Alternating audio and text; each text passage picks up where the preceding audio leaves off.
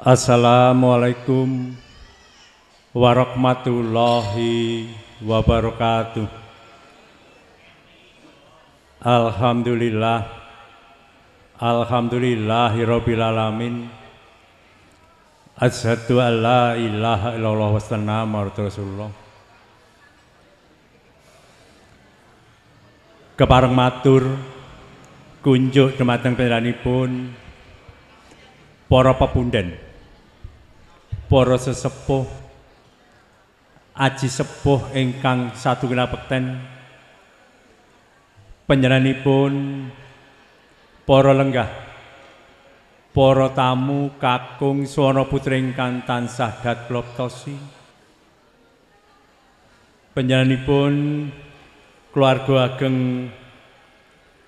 Bapak Sadeli sakalawangsa ingkang tansah bagya mulya. Boten kanugi dumateng Al Mukarram Ustadz Makmuri ingkang tansah kawula takdimi.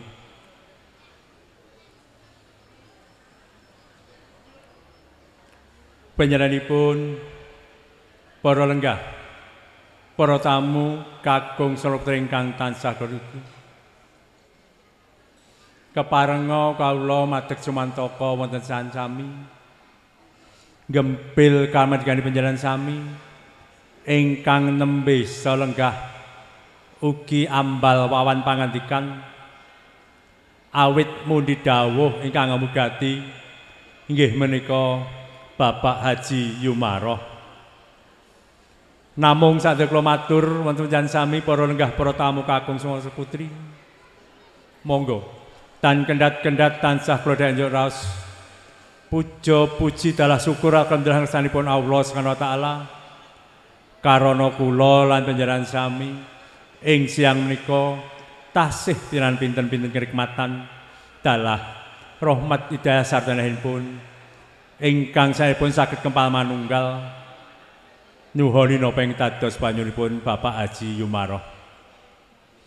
Panjenenganipun para lenggah, para tamu kakung sarta putri ingkang tansah dalugi ingkang sepindah hangambali ngaturaken wilujeng rawuh, wilujeng lenggah dene para tamu kakung sarta putri sampun nggal dalah penggalih sak pelunuhe napa ingkang dados panyunipun Bapak Haji Yumaroh. Ugi sugeng nyerak lenggah ngantos sak paripurnane payuhan ing samika kanthi mardu margan penggalih.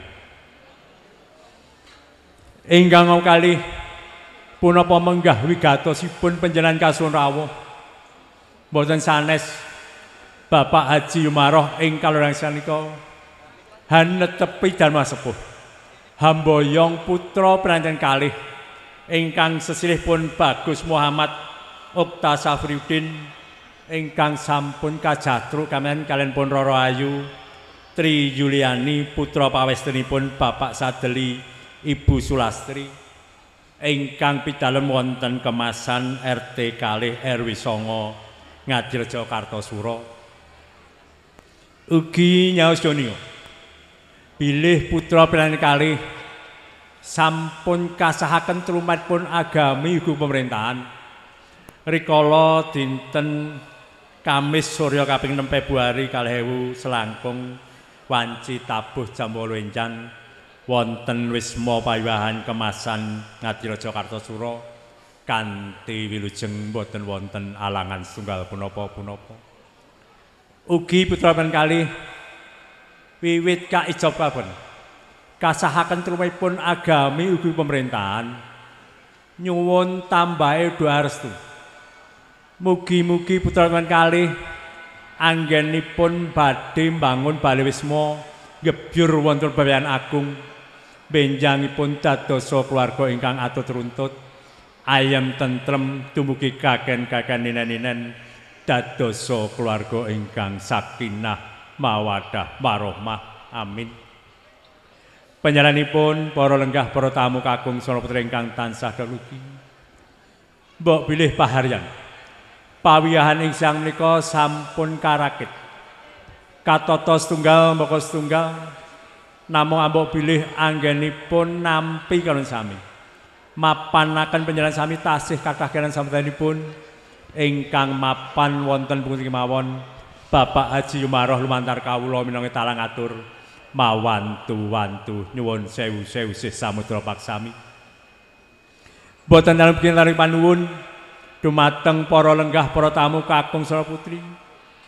Utaminipun saking keluarga ageng Bapak Sadeli ingkang sampun paring pambiyantu. Bot repotipun Bapak Haji Yumaroh ingkang sanepun saged nglancaraken pawiwahaning siang menika. Saking Bapak Haji Yumaroh mboten saged caos pelas punapa-punapa. Mugi-mugi sedaya sih kadalem panjenengan sami pikantuk rintu ganjaran saking Allah Subhanahu wa taala. Boten ugi ngaturi panuwun dumateng rencang-rencang Hanif Entertainment ingkang ing siang menika sampun ngregengaken swasana. Miyak swasana paharian ing siang menika mugi-mugi saged dadosaken suka rena penggalih para lenggah para tamu kakung Sora Putri. Ambok bilih semanten anggen kula matur minangka taleng atur sule basa saking Bapak Haji Yumaroh kula pribadi anggen kula matur tasih kathah keranipun gencel cicir atur kawula ugi mawantu-wantu nyuwun lumtrisi samudra paksami ing wasana akhir salam wassalamualaikum warahmatullahi wabarakatuh nuwun.